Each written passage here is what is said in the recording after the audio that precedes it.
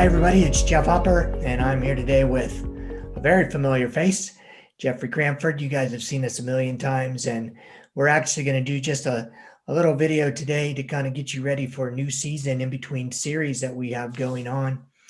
And that season is the Easter season, which I know feels like, wait, that's coming, Yeah. but it's out there in front of us. So I've got a question for Jeff about that today that we want to talk about. I want to start with our golf question, Jeff. I want to ask you kind of a mental game question. Because some of us are so obsessed with golf, we probably need to have it dialed back a little bit.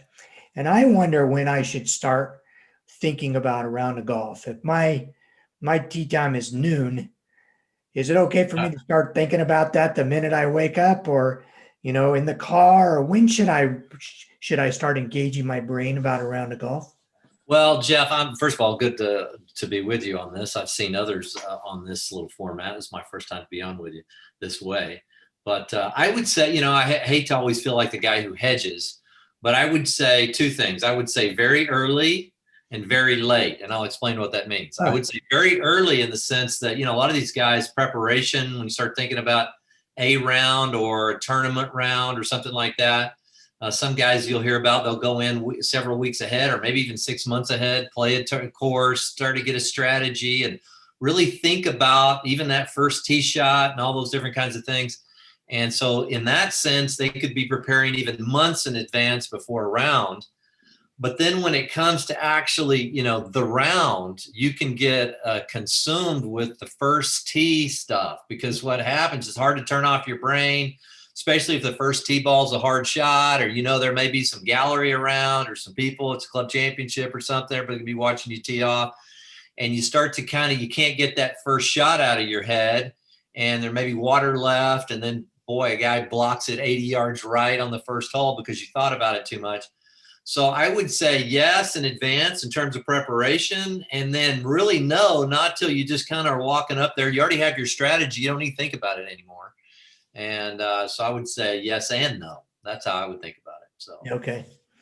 Well, just so that we can kind of create some camaraderie with some of the people who are watching us, I've never been in the club championship. I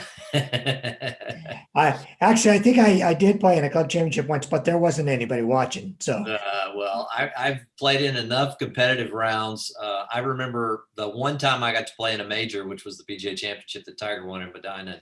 I remember that one round, and I had to tee off on 10, and we were back, and it kind of had a little kind of a waiting area. And I remember, I won't say his name, but he was back there, and he was, he was not a tour player, but he was a well-known amateur player and all this. And he goes, I can't believe I'm doing this. Why am I doing it? Because you could hear the roars out there. He was dreading this round and this first tee shot, and seeing him be nervous made me be nervous. And I was thinking about the first tee shot. So yeah, I'd prefer just to get up there and go, now where am I again? And go, oh yeah, and then hit it. But there you go. that's really hard to do, obviously. So, Yeah, clean slate. Well, we are filming this video 3 weeks ahead of the Easter weekend, which is right. Good Friday, of course, and Easter Sunday, and those things obviously get celebrated and remembered together. Is it too early, 3 weeks ahead, to start thinking about all that Good Friday and Easter mean? I don't think so, Jeff. I to be honest with you, I think you've got to think about the Easter, the Passover. Remember, this is a fulfillment of Jewish festivals, True. right? You go all the way back to Leviticus 23 and see this outlining that God had for the spring feasts, and so we're talking about the epicenter, the death, the burial, and then obviously the resurrection of Jesus. And so when we're talking about the resurrection, we're not just talking about a guy who got raised from the dead. We're talking about the seminal moment in all of human history, Hmm. which gives us hope that not only, when we breathe our last, it's not the end. And so, but then that resurrection life, the Bible says that if the resurrection life that raised Christ from the dead dwells in you, you too will be raised, not only physically at the end, but there's resurrection life in that all year round. There's resurrection life for your marriage. There's resurrection life Hmm. for, every kind of relationship, for struggles that you've had, maybe addictions that you've had.